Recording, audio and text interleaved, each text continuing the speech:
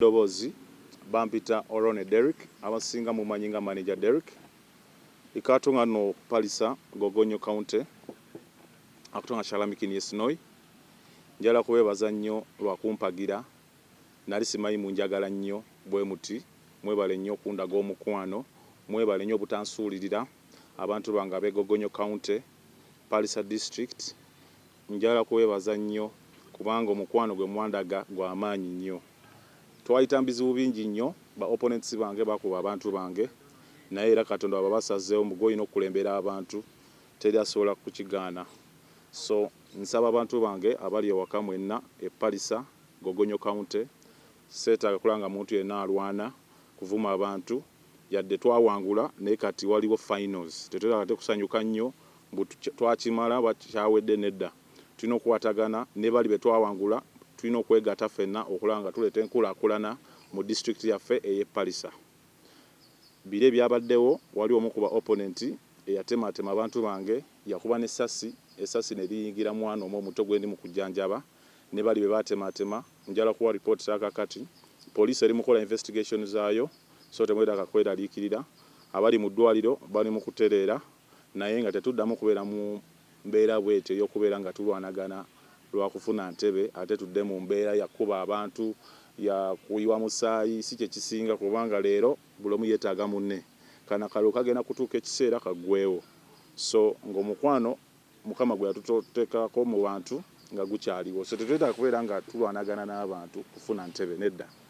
tubeere nga tumanyi kintu kimu mbu tukeera ku makya nga politics tezikyaliwo nga buli omu yeetaaga munne. So my people of Paliisa district, I want to thank you so much, especially those in Gogonyo County. I want to appreciate you for the love you showed me during the NRM primaries. It was not an easy war to go through, but you managed to show me all the love. So I want to say thank you so much, those there, but I want to tell you one thing, that it's not the end of the game.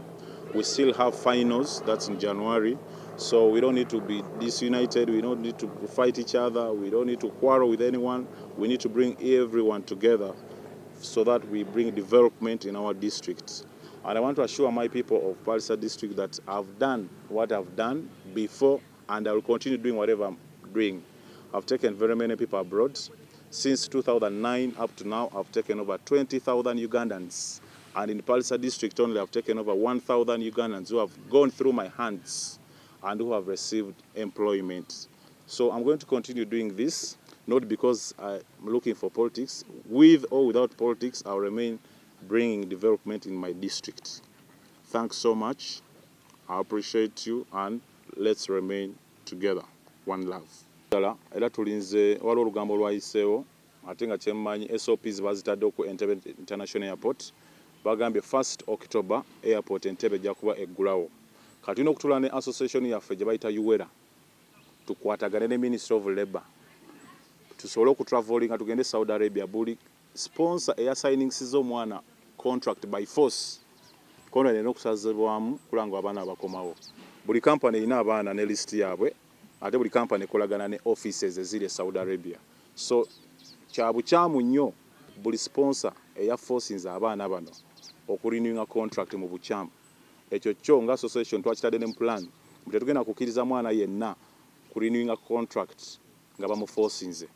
Buli mwana yamaze emyaka 2 alina okudda Uganda era abaana bonna nabagambye 1st October bwetuuka pa buli mwana agambe sponsor we amubookingire ticket akomewo. Buli sponsor n'agaana atuweereze message mu sponsor bw'ati mwana linnya lye bwe liti passport number yagaanyi kati ffe tukolagana ne office tuforcing office okwishinga ticket zino.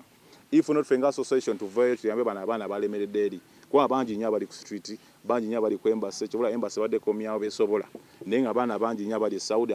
abali mu kubonaabona saakakati saagala kulimba kweyo nsonga naye nga tulinze airport eggulewo 1st October tulaye tugenda kwasaganya zino ensonga tukumyewo bana Uganda e Kampala. Politics si mulimo naye nga nina bye mbadde nkola ng'ebyokutwala abantu ebweru ebyokumanaginga abayimbi ate bibadde bindeetera ssente so sobola kuva ku originality eya Orone Derek manager Derek gwe mumanyi so kuleka mirimo gye mbadde nkola lwakuba mbu nnyingidde akalulu so njagenda ate kati bwe nfuna mpali wano kye nsinga okwetaaga kwe kufuna connections mu kuyingira parliament. Connections ensinga okwetaaga n'amaanyi ngenda gongeramu ddala bwe mba mbadde managing grenade official nga muteeka mbukadde 10 kitegeeza kalengera kuba muteeka mbukadde 10 lwa connections ngenda okuba nga nfuna so ngenda kusigala ate nga nkikolera ddala. In fact main aim yange yakutereeza music industry ye Uganda n'okutereeza employment bano abantu abatwala abantu ebweru mirimu gye badde bakola kutereeza sectors ezebbiri ennyo so bwe nyingira mu parliament nga nkolagana ne bannange kyemmanyi industry ya music egenda kutereera ne employment okutwala abantu ebweru bigenda kutereera. Rhythm Empire yatandika 2010. Rhythm Empire yakamanaging abayimbi abawera 8 naye bayimbi balumya omutwe kyensobola okugamba bayimbi balumya omutwe atenza okumanaging abayimbi si kimanaging abayimbi mbunjala kubafunamu nnyo wabula njala ku promoting talent kubanga nze nga manager Derek njagala nnyo muziki. Rhythm Empire saka kati ninamu omuyimbi omu ate ayina ebbuba tanzikiriza kufuna mulala kyekizibu kye nnina naye nga mu maaso era namugamba njala n'abateeso bange engeri gye bampadde akalulu nabo mbasitule so muyimbi wange grenade official woli wonna bwe kugamba nina abateeso bendeeta saagala ozimba omutima neyanziza kabo ya grenade ne Diamond January February ejja kubekolebwa kyensolo bakonfirm tubadde mu bintu bya corona ifati singa yakolebwa nadda naye badde bya corona bino nga bitulemesa nnyonyi airport zizo zinzigale so twedaga bintu bya corona bisoke biterere airport zigulewo January nanke nyini ve ku pressure ya kalulu awonterere bulungi kubanga namusuubiza ate sijja kikyusa. Watulimba video ya Zari n'omukulu grenade official matugamba olimba Zari mugera kola video nga bali mbali mwalimba nakola mutya kyemmanyi temwandi mbuziza nnyo ensonga za Zari kubanga sinze grenade official neetaaga munoonye grenade official addemu ebibuuzo ebikwatagana Zari nenze nganze managing grenade official ng'omuyimbi wange ne mu contract gye twasayininga Zari taliimu so mbasaba nsonga za Zari muzibuuze grenade official. Tubadde tufuna Paliisa bakola farming ne eri under small scale so nze nga honorable njala nnyo okulaba kyanayogera ekigambo connections bwe nyingira mu parliament nfuna connections kigenda kunyambako okolagana ne government okola nga farming yaffe eva ku small scale nedda ku large scale.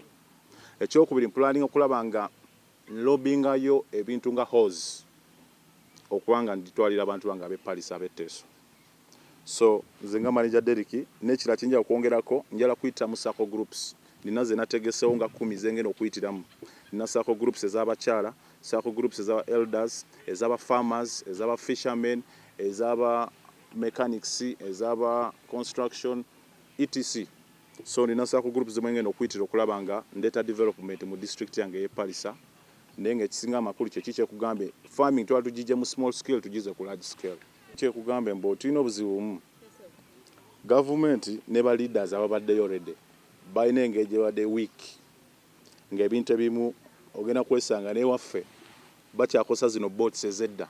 era zikyasinga okukozinga problems ezo zonna naye singa nkwatagana ne government nja kulaba nga at least naffe tufunako boat ennene gitujja okuyita nga ship ennene eyambeko abantu kulanga tebakyafuna accidents ezo. Tulina n'emirambo gye twaziika mwezi guwedde bantu nga 10 baafa ba different families era nze nagula gundi cases 10 ez'abantu abo bonabona naye nga bye byaleeta abantu ogenda kulanga kabooti katono kajjuddemu bantu nga 10 kyowanga booti ennyininyini erina okutulibwa abantu abatasuuka bantu 10 but because of bwabo ne ba leaders baali bateekangayo nga tebasobola kuyamba abantu bano kyovula nagambye nedda abantu bewaka kangeeyo nzireyo mbakolere natadde radio station egenda kutandika okuoperatinga ssaawa yonna. Radio station eyo nagassewo studio ey'abayimbi kubanga nga be manager wa bayimbi n'abatereddeyo studio gye batagenda kusasula de 10 okurecordinga kugenda kubeera kwa bwerere ndi mu promoting talent through music ne sports for the youth then n'okubafunira emirimu both Uganda n'ebweru kyekisooka. Ekyokubiri nayise mu sako groups ze nayogeddeko wano zengenda okubeera nga promotinga n'okubeera nga nziyamba sako groups zino okubeera nga zikola projects ezireeta ssente kuyamba families zaabwe. Ekyokusatu ngenda kuconcentratinga nnyo mu farming kuba abantu bewaffe ba farmers tebali nga beno tebali mu bya business gwe ba farmers abasinga obungi. Then ekyokuna ngenda kubeera nga mbafunira scholarships abali mu secondary schools then after secondary. Ekyokuna ngenda kuyamba ku health sector ngenda kukolagana ne Minister of Health okulanga waliwo health centers eziri ewaffe ezimaze emyaka 10 nga tezioperatinga kyokka nga bulijjo basindikayo abakulembeze so nina zemmanyi ziringa 5 zena promises kasanfuna entebe wentandikira So mu bintu bye ntaddewo mostly ngenda ku reducing unemployment ewaffe bwe mba nsobodde okutwala ab'e Kampala ab'e Busoga abanyankole etc lwaki nange sigenda ate abateeso nabo nkole ki mbatwale because mbadde mu business eno y'okutwala abantu ebweru myaka kati 10 kitegeeza nina experience emala ekyokola mba nkimanyi. Yes. Waffe mundu bagijje era mawulire bwe mama ali mugasoma bulungi tinayo opponent side yange eyabaddeko story gwe sijja kwogera amanya naye yabadde namulabe mu NBS namulabe ku Monitor ne ku New Vision. Ewange mbadde nkolagana in fact be mbadde nyimiridde n'abadde basajja bamaanyi. One omu ku bo abadde incumbent owokubiri abadde former LC5 yafuna taamu 2 nga ali LC5. In fact Derek okuyingira mu politics it's my first time ng'omuntu nze first time ate nga nze nkyasingayo obuto mu benyimiridde nabo but because mbadde nkolera abantu nga bamanyi nina bintu byendagako mu bwe tutambula families 10 mubamu families 2 nga abaana bonna batwala bweru basindika sente abamu baguze maploti abamu bakoze businesses abamu basomesa abaana abamu bayamba bazadde baabwe so nina ebintu byenkozeewo ewaka sikigudde mbugwi sikingidde mbuyingizi ate ekyokubiri unless side zeno kyekyamanyi naye waffe olwo olunaku lwennyini nnyini omuntu yajjanga ku layini yo gwe n'otegeera mbu Derek afunye abantu bwe bati gw'ofunye bwe bati bwe muvaawo nga bugenda ne ba agents bo nga basayininga ku declaration form ne mutambula bulungi paka ku sub county ogwe nga gwakwogera bwogeze mu village bweti Derek afunye abantu bwe bati nga kizibu nnyo okubba naye kino ekyokubba kyazzewo maaso wano maaso kati nga yesterday ekya LC5 tekyatambudde bulungi Paliisa district era aba postponed elections lwa nsonga bagenze okulangirira nga omukyajja bamutaddeko votes ennyingi n'okusinga abantu ababeera mu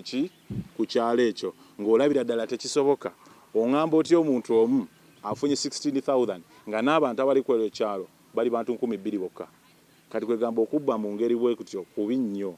tubeere straight mu bino ebintu leadership Katonda yagiweereza tosobola kuforcinga kulidinga abantu nga Katonda tasazeewo kole kya line singa tekibadde kya line abaminisita be bawangudde tebandi bawangudde singa twasigalirayo mu kya ballot box bandibadde abasinga bayitawo lwa bubbi naye kya line abasinga buli yazze nga yagalibwa abantu teri muntu yeforsinza percentage ku 10 NRM ku luno yakoze ekyakabi bwe tuba tubaze percentage ey'obubbi ndoze yandibadde eringa 30% naye nga 70% abantu bonna be balonze batuufu badde bagalibwa abantu kyensobola obagamba ekyankomezaawo Kampala kusootinga bizibu by'abaana naye nga ssaawa zonna nzirayo waka kubeera ku ground paka nga kalulu kawedde kuwaseedaga abantu banga beetese baloze owaayo naze buzi kwagala kufuna bululu atadduke nedda kyola kye nasooka okukola nga sinaba kulowooza ku kino ekino agamba nedda ewaka nina okuteekayo ennyumba yadde nina bizinesi zange Kampala naye ewaka nina ennyumba wembeera wendaga mbu wano we wa Derek so nina okuddayo nedda nina okuddayo ewaka mbeere n'abantu bange projects zonna zinayogedde one na promises abakazi ngenda kutandika ku pushing asako groups zaabwe era ne mbagamba kuva October mu manifesto yange mwekiri mbo kuva October ze sigenda kulinda kufuna ntebe wabula kuva October nina okutandika okujjayo sako groups zino nga balina kye beekolamu nga bo abakazi abe Gogonyo County Paliisa district abona shalamikini esibobo yala mano ya todiki na mina yala masauni kusikoku ikusi baby awapa onkeda yes so de banga losi achakari yes asa opakini kida yes to nonga dumu na ichilongo Januari ada adumu na ichilongo da era opakini kida yes to nonga down atamu na bonga limo kiesi ikapu na bedo ngadumu ni kapu no anyami kida yes ikatunga yala manoi amina ngo yes kusikoku Orone Derek MP2B Gogonyo County Paliisa district yala manoi